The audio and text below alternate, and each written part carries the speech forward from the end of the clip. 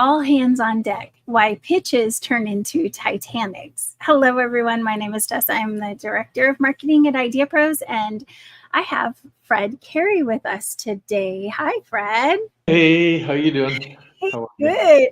good to have you here. I know this is a topic that you're dealing with on a really regular basis because you're helping people to raise funds for their businesses right now. So it's very timely Yeah, topic. Do yeah, you we're want doing. to kick Good. us off? Yeah, I'll kick you up generally. I mean, we're doing a ton of pitching right now. In fact, we have a whole program for people, both partners and people who come in as clients from the outside, that help them strategize, reorganize their pitch, their kind of strategy to go to market, put it in a very powerful, compelling way, and get people up to Silicon Valley to pitch and meet with investors. We've had about 6 events already this year, maybe 7. We brought something like 38 companies up there, and they're doing really, really well. Anybody else who's ready to pitch, I encourage you to get together with us. In fact, at the end, I think we can set up a free consultation with one of our executives to talk about that thing. Yes, absolutely. Well, and you've learned a lot. I mean, you've seen a lot of pitches. You went to the events and saw other people who weren't maybe doing it quite like you would recommend. So today's session is all about what not to do or things to avoid when you are pitching. So we're going to dive right in. One of the big ones, number one, lack of clarity and focus. Can you dive into that a little bit more? Yeah, that's one of the first things that we see. You know, when you go up there and you pitch as a founder, you want to talk about all the bells and whistles. For example, you're trying to sell a Ferrari, you want to talk about every single element in the engine, and nobody cares about about that. They really want to know how fast that car goes and how much it costs. And so a lot of times we throw a lot of stuff into our decks to make sure that we cover everything, and we don't focus on the investor's viewpoint and what an investor really wants out of a meeting with you. You want to know why they should invest, why they're paying this much for the stock that they're receiving, when they're going to be able to sell it, how much they're going to be able to sell it for, and why you are the right people to make that all happen. And we just focus on so many things that are detrimental to the whole dialogue, because founders get investors' eyes glazing over, and you don't end up leaving with a check. Perfect. Excellent. Well, then, weak problem statement is number two. Yeah. So, and when we train our folks, we focus on what's called the big idea that we use before the problem statement. The big idea is kind of the why today, why now is the perfect time for what it is that you're trying to do. And your problem statement needs to be very succinct and very powerful. The problem statement for Airbnb, when they raised their first capital, I think they raised $650,000. And their problem statement was basically, people want to rent rooms in their houses, and people want to get those rooms, and there's no way to connect these people together easily. That was their problem statement. Very clear, very succinct, and very to the point. Of course, they still had trouble raising money before that because they didn't express their big idea, and a lot of investors didn't believe people would let strangers stay in their home. But that's for another day if you come to see us at Pitchcraft. But right now, having a very, very succinct, this is the main problem that exists, something that's very clear, like I just pointed out, and very compelling to show that the problem is real. If you think of investors, um, they're looking for a big discrepancy between supply and demand. So in your problem statement, you should be able to point out this big demand for something and no supply, no solution for that demand. And so when they're seeing that discrepancy, that's when their appetite gets going, and that's when they start reaching for their checkbooks. I think similarly, the value proposition has to also be strong, but what makes you unique has to be evident, and you have to be confident about it too. Yeah, again, going back to the same deck that the Airbnb guys did when they got to their value proposition, it was basically they showed 3 slides of their app that hadn't yet fully been developed, and they just showed, people signing up, people providing listings, people booking those listings, and people communicating. That is everything that they showed in that part of it. It was just their slides that very clearly showed the value proposition that exactly hit that problem. There was no easy way for these disparate groups to connect, and then the solution, boom, boom, boom. Here's how they connect using our technology. Perfect. And overloading with data. This is my favorite because a lot of people put it's death by PowerPoint. They put way too much info. Yeah, hence the Titanic reference. um, you need to understand that the PowerPoint is really just meant to put up clear data points to which you can talk. And a lot of times we like to put everything in our deck and then we just read it off, which is very boring. And again, the investor's eyes glaze over and you don't get anything out of it. So with the guys at Airbnb, and I think I'll pick on them all day because they're billionaires and they can afford to be picked on.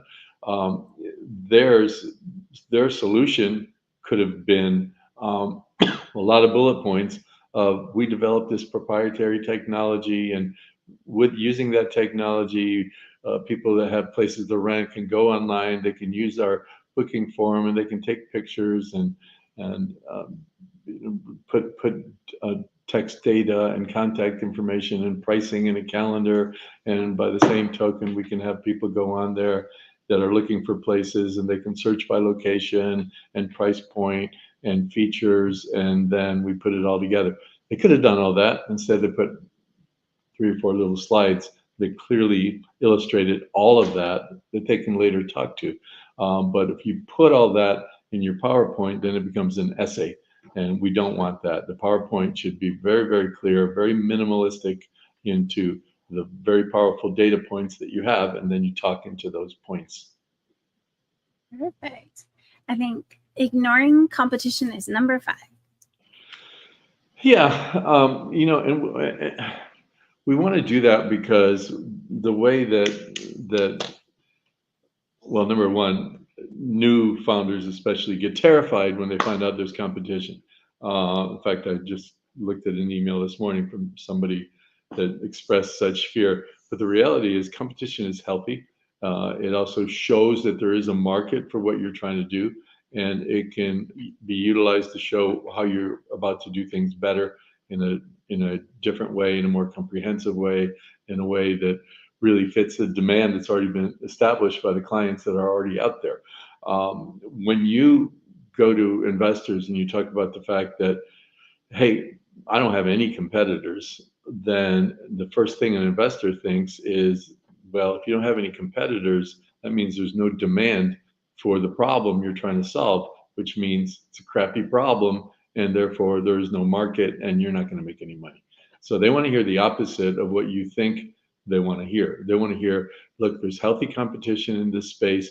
The model has been proven out by these 3 competitors that have grown to have very successful businesses. We have a bunch of clients, tens of thousands, hundreds of thousands of clients of those competitors, and they're all complaining about not having this one thing.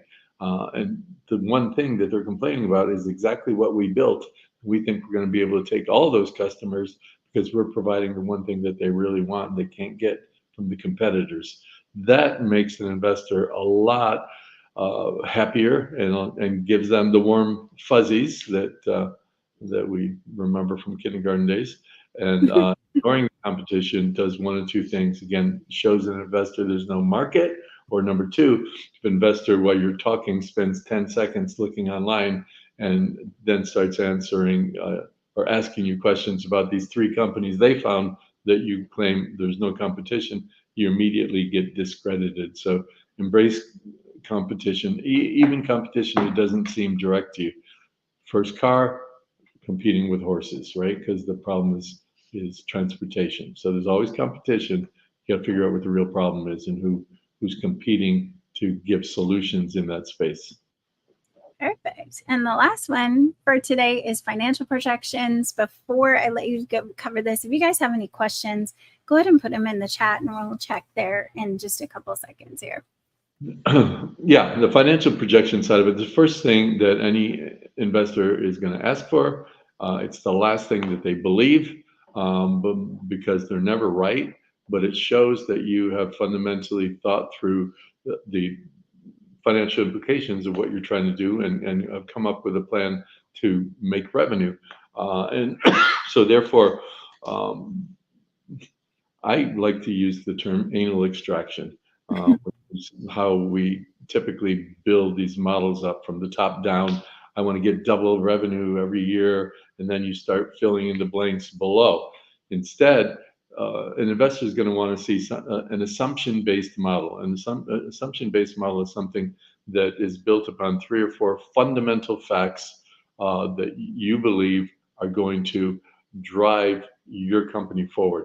So it could be that because of the research you've done, you believe that for every dollar you spend on advertising, you'll have $3.48 of revenue.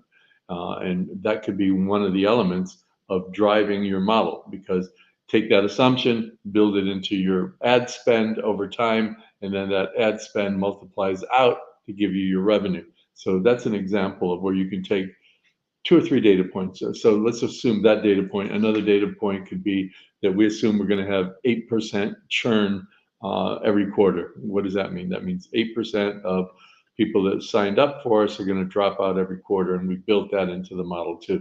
So then another element of the model is you believe that your overhead costs as a percentage of revenue are going to drop by 23% for every $1 million that you make. That's a high number. 2.3% for every $1 million that you make, and you built that into the model too. So now an investor can look at 3 or 4 little points instead of having to look at thousands of cells or many hundreds of cells in your 3-year projections. They can look at these 3 underlying assumptions or 4 underlying assumptions, and they can tweak those assumptions. Wow, if you're only getting $2.50 for every dollar you spend on advertising instead of $3.48, how does that affect the model? And you can tweak it by just showing 1 or 2 things.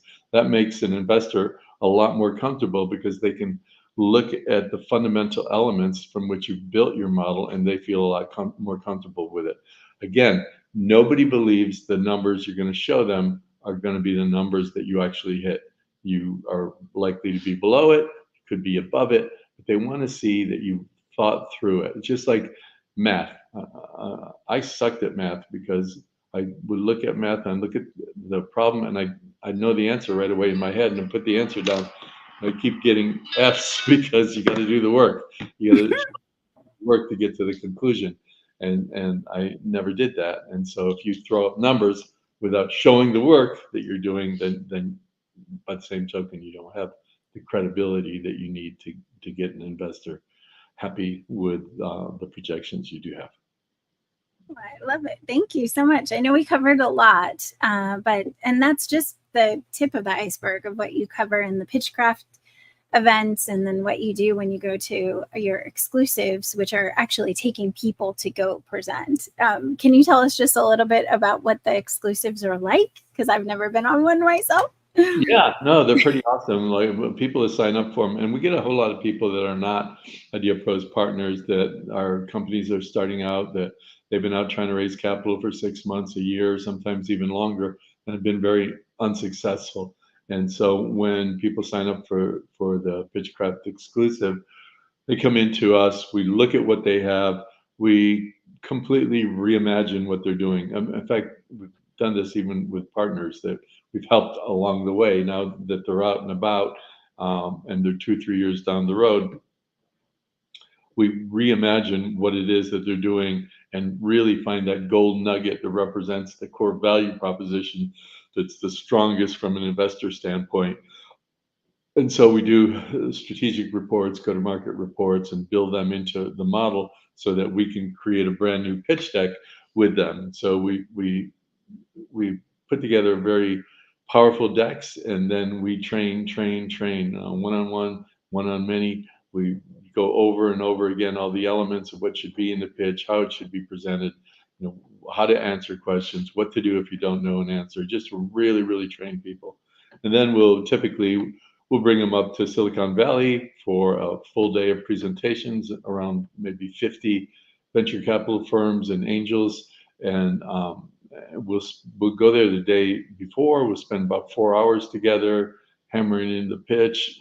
We'll have dinner together, breakfast the next day, more pitch work, and then we'll go have lunch with tons of investors, and then we'll do our presentations and have a table where we show our goods, and then we collect names and take no prisoners. And these have been very, very successful doing this. Yes.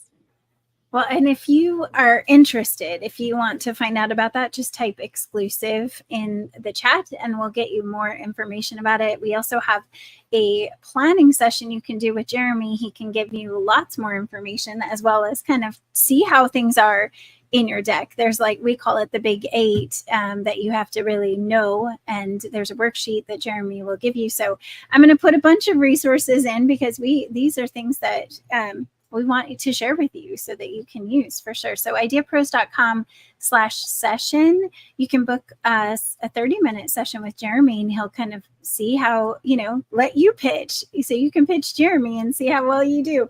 I will tell you that he is very good and like Fred, at giving good feedback, but that's real and straightforward. So they're not going to sugarcoat it if they think you're not ready to do a pitch. Well, I'll go further than that. Nobody's ready to do a pitch.